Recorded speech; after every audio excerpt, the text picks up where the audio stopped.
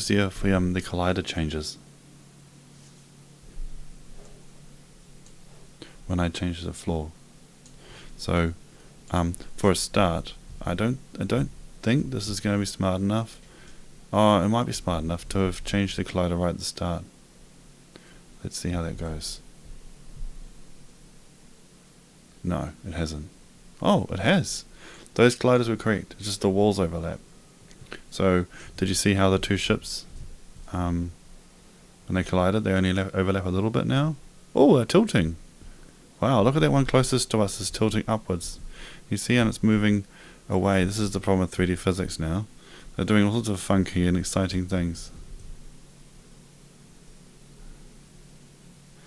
I'm enjoying watching these. It's quite fascinating.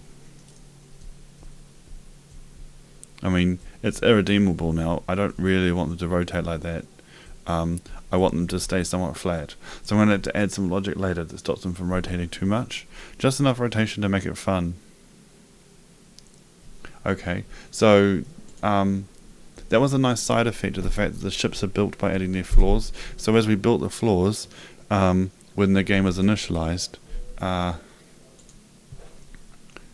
we did that initial building, we created the collider at that moment in time. That was pretty exciting to see going. Be interesting to see how hard it is to get it to sync, or what sort of interesting problems we get because of that hacky way of sending the events through. So I'm just curious to see how much these diverge. So let's just add a bit more floor to these two. Okay.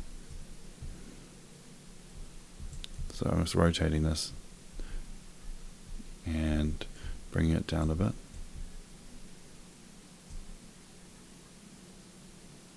Okay, so that new area I created didn't actually trigger a floor building of any kind for either ship.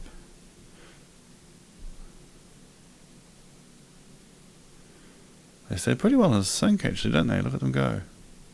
I would say that those are pretty much 100% in sync. Which is, you'd expect them to be like, it sounds a bit silly, but I'd be surprised if they weren't in sync. I think everything